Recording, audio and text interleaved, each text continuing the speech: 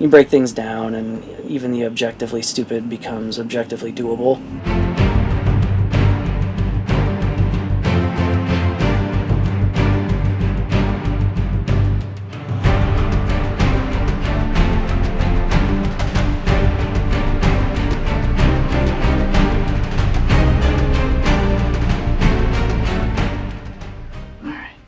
There you go.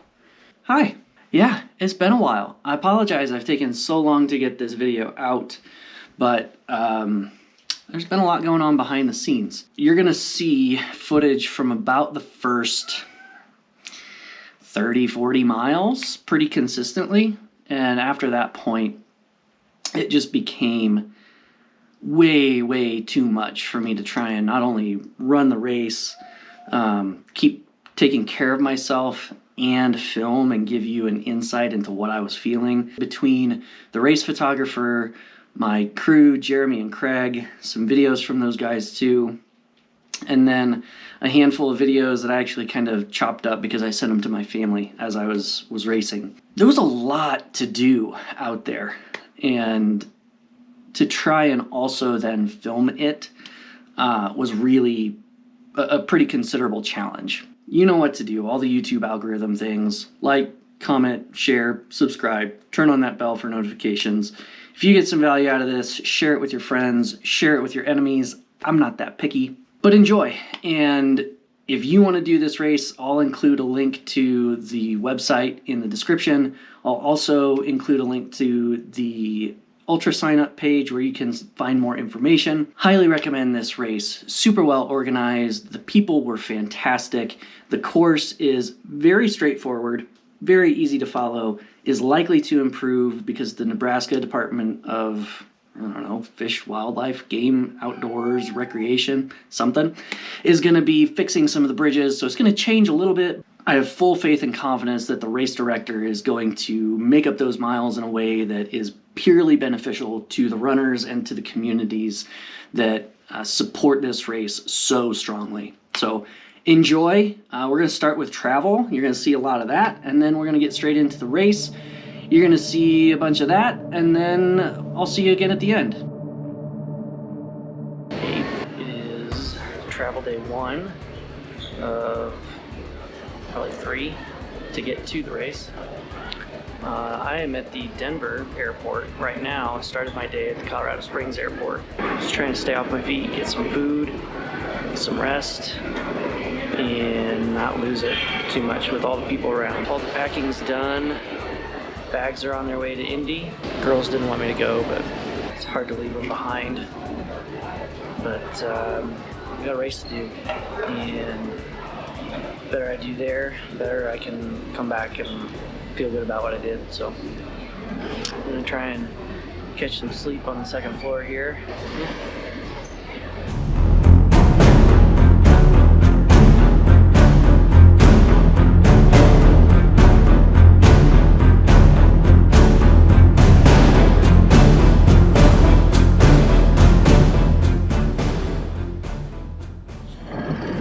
Travel day 2.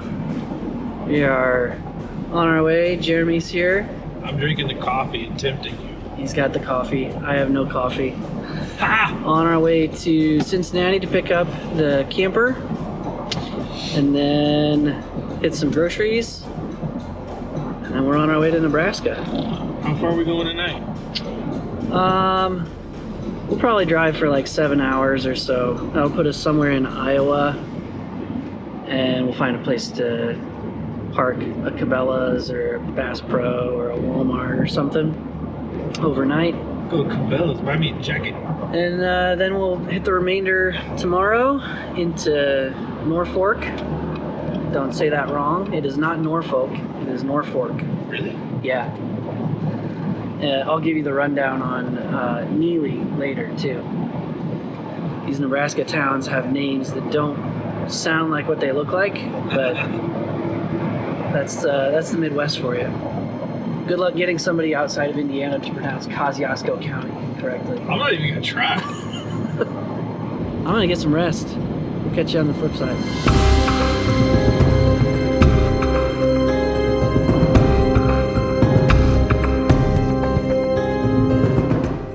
welcome to Iowa.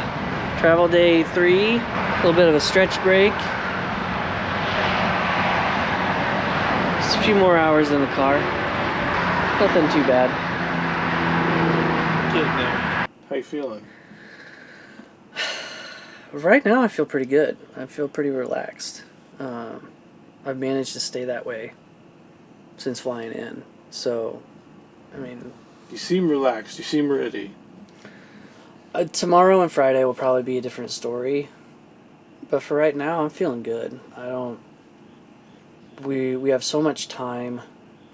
I feel like I have prepared and been preparing for weeks and weeks in terms of like packing and gear and the logistics of doing the race and getting to and being at the race.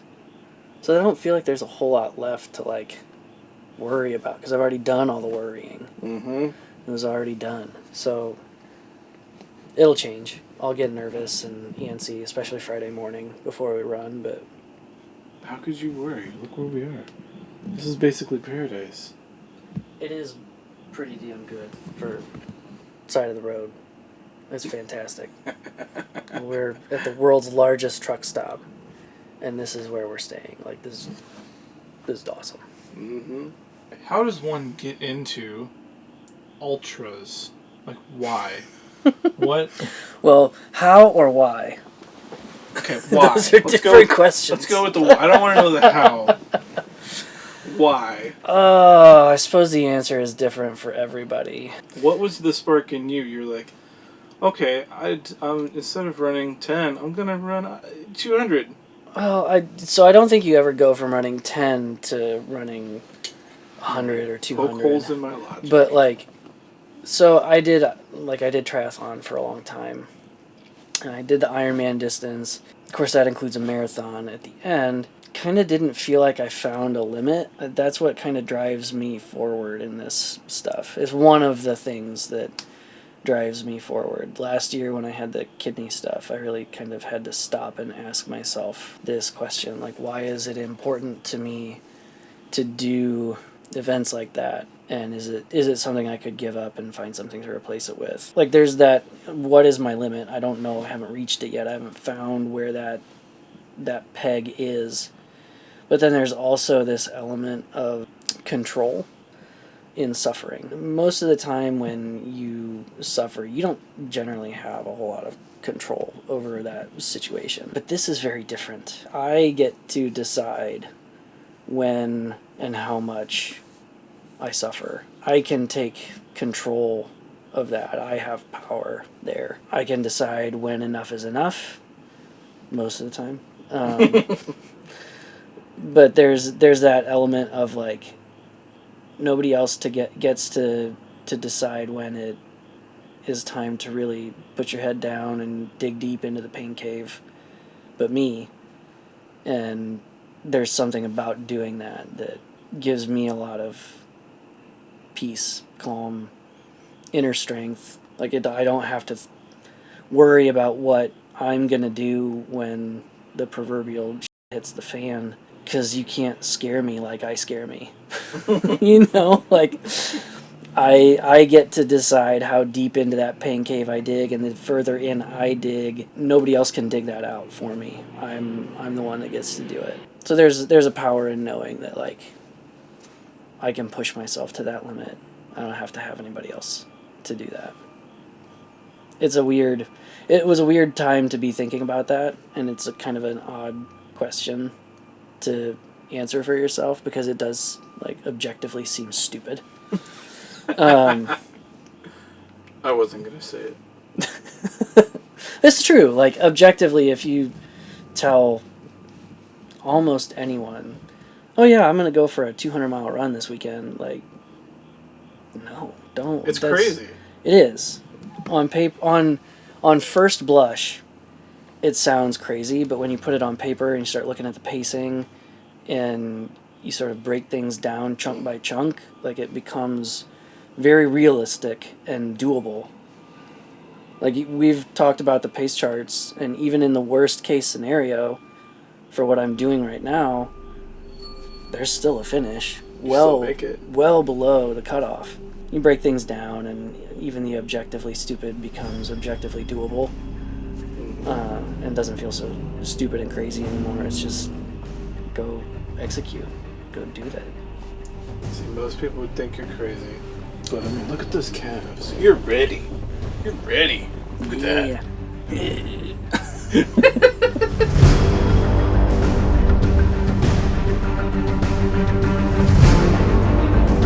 A lot different than I remember Nebraska being.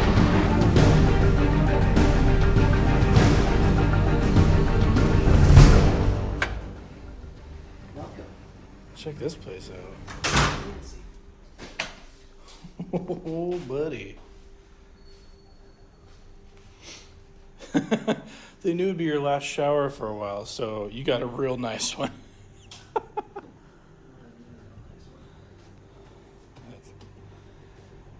Dude, this is a room right here.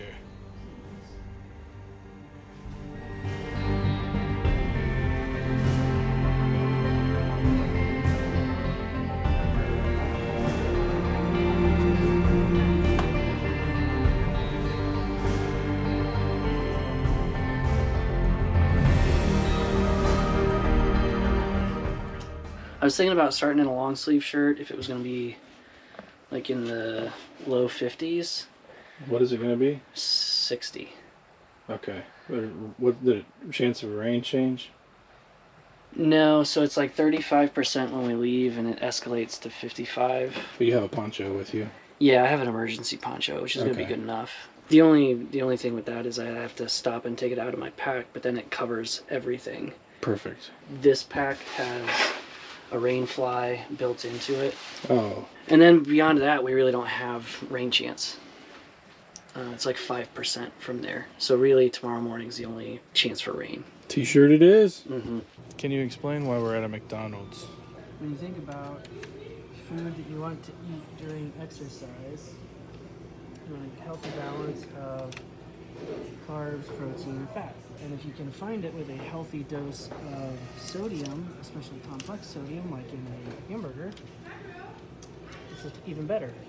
So I decided McDonald's cheeseburger is an excellent ultra food because it sounds good all the time. It always smells good. Not sponsored. Not sponsored yet. Oh, it's real. Yes. Yeah.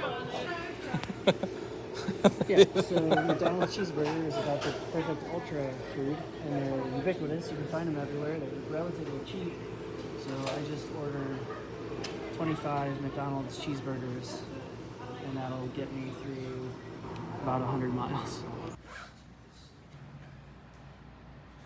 We go. We're on our way to the race site this morning.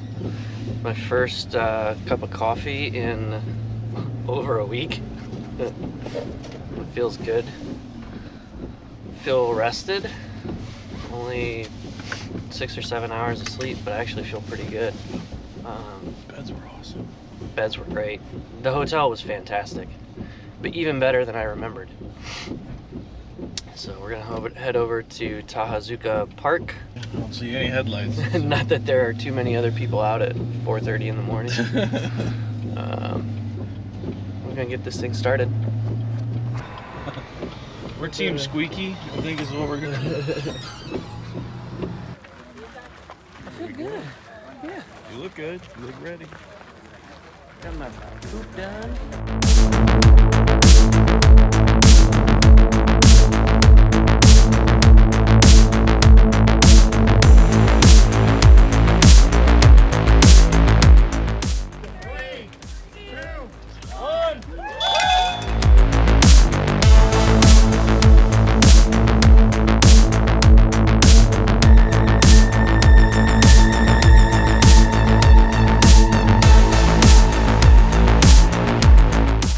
It is an awful lot of that. We are 3 hours in and we've covered 16 2/3 of a mile. I actually feel really good right now. That's not gonna last forever, that's gonna change. It's been raining off and on for the last 3 hours, so I'm a little bit damp. Not my favorite, My feet are fine, which is good. It's just wet hat, wet shirt, wet pack, wet shorts. I don't feel it in my feet, but we'll make that call as we get closer. Aid is happening at like mile 22. I've already been through one manned aid station. No needs, I feel good. So we planned for that first stop to be at 22. We didn't plan on stopping at that first one. Lots of cows, lots of quiet, lots of crickets, lots of corn. Like being in Indiana again. Time for an Uncrustable. Start running again. Feeling good. Got to get used to the sound of your own footsteps out here. Oh, I was thinking the fact that it's raining and the fact that it's harvest time for all that corn means that it's very unlikely today that anyone, any farmer in his right mind or her right mind will likely not be out in their combine today. I got a drip on you. That's a little better. A lot of that today. And even if they are out in their combine harvesting, this rain is going to knock all that dust down.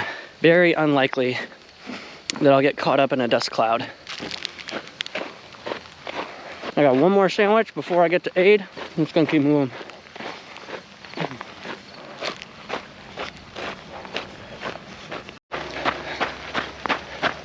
We're about 5-ish miles from an aid station where I can change shirts, change hats, and then I'll see Jeremy there too.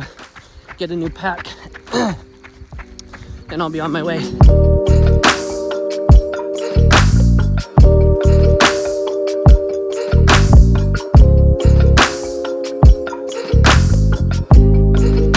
Hey, we're coming up on an unmanned station here.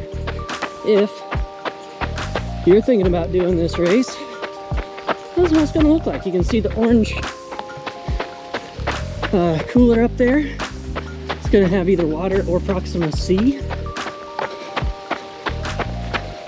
Proxima C is, of course, what I use. It's an electrolyte drink. Yeah, I'm moving too quick. Got down to sub 10. Not what we need. All right, they even have them labeled for us. Okay, we're good. We don't have any needs.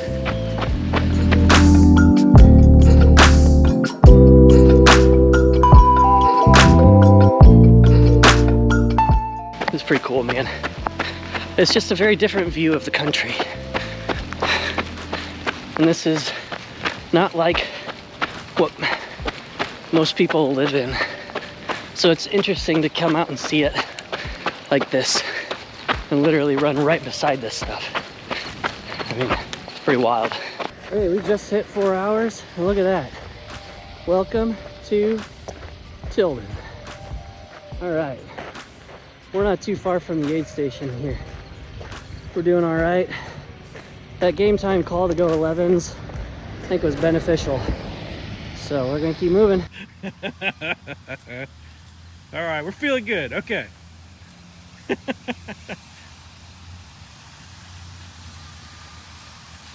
We are through Tilden. Feel really good. Some fresh clothes, fresh shirt, fresh pack. Got fresh socks and shoes. I might have tied them a little tight. Might have to make an adjustment there. Bang on 11 minutes per mile. Feeling good.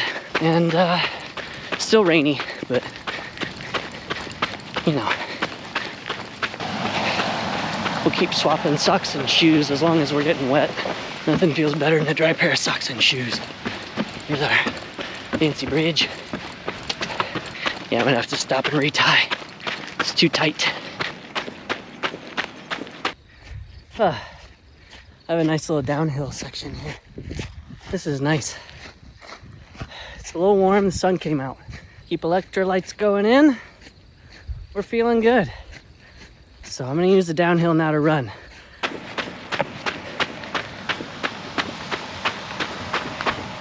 Seven to Oakdale, 13 to Neely. Neely's at the grist mill. We're looking really good, honestly.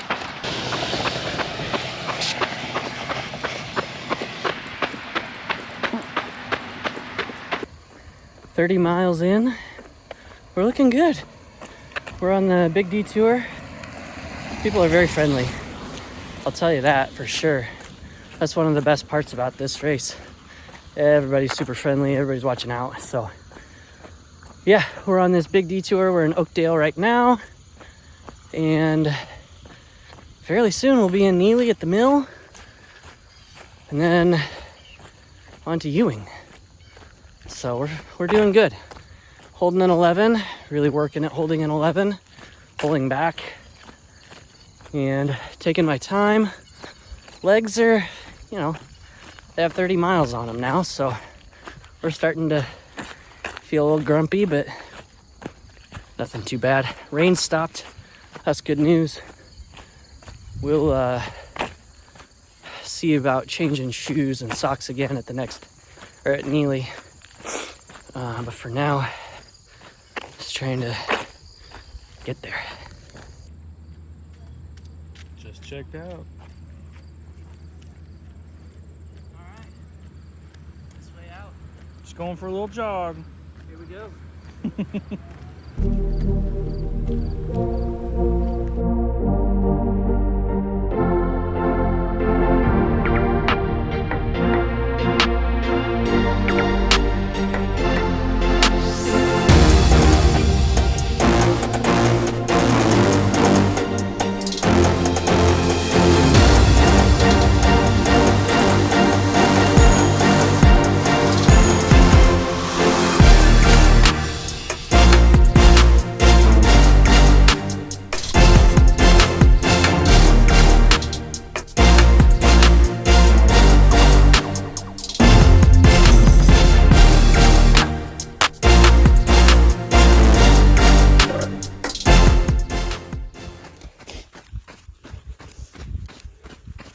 About to hit 100, aren't we?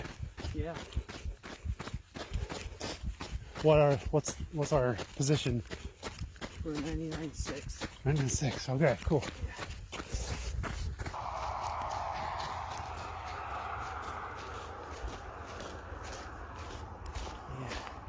I'm ready for it. I'm ready for it. The emotions are starting to run a little high. Yeah.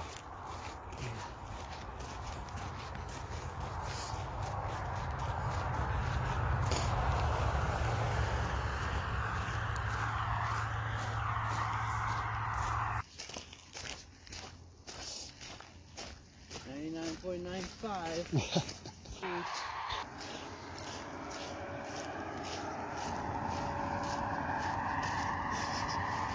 Ding! Go! Yay! Oh, fuck. 100! Hey, let's do a dance. Woo! I'll just start counting down. Yeah, that's right. Start counting up. Only 100 to go. 100 milers just left. Brendan should be coming down the road any second.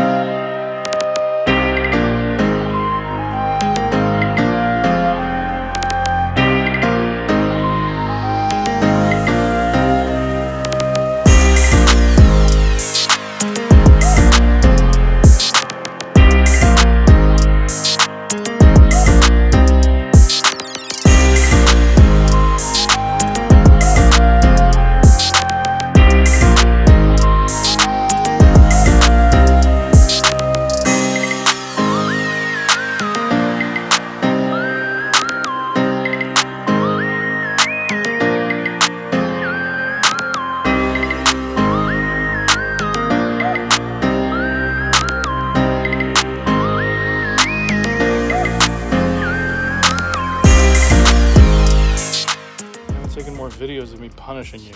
Yeah. Hey buddy, how you feeling?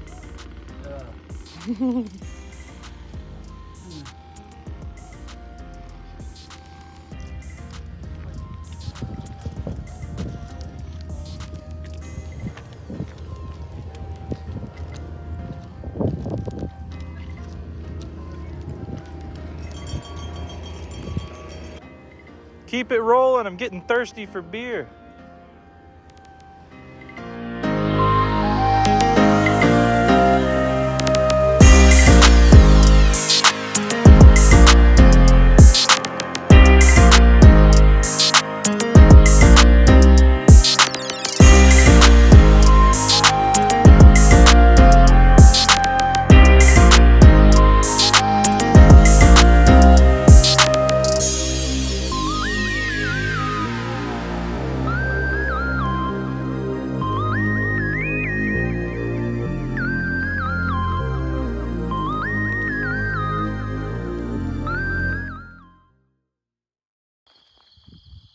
So we're sitting at 192, the last station to try to see him come by. It's about to get dark, but he's killing it. Killing it. But look at that sky. Whew. What up, Craig? Man, this sunset. Woo-hoo.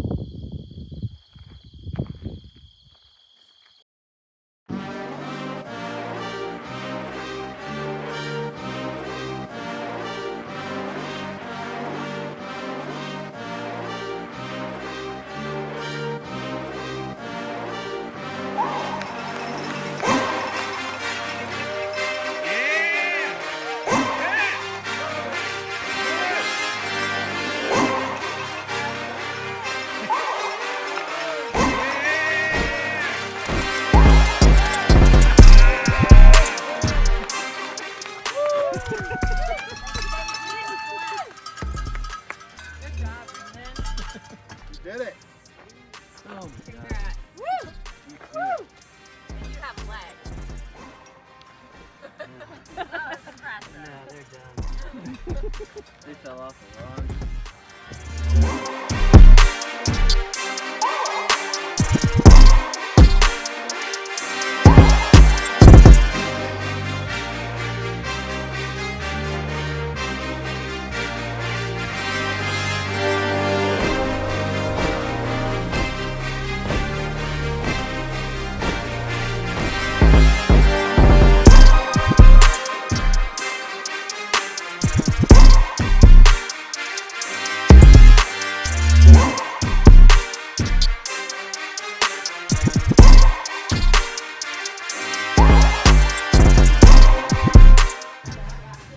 How you feel? You ran 200 miles?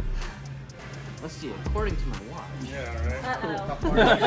Oh, here we go. No, I between running back and forth at all the aid stations Oh, yeah. and stuff, Yeah, for like a sure. bonus miles. Yeah, for sure.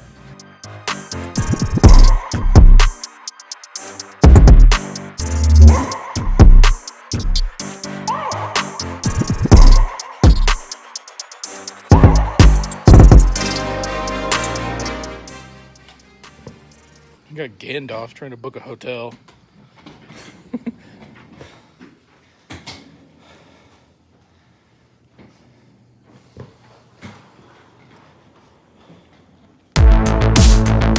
Would you like out?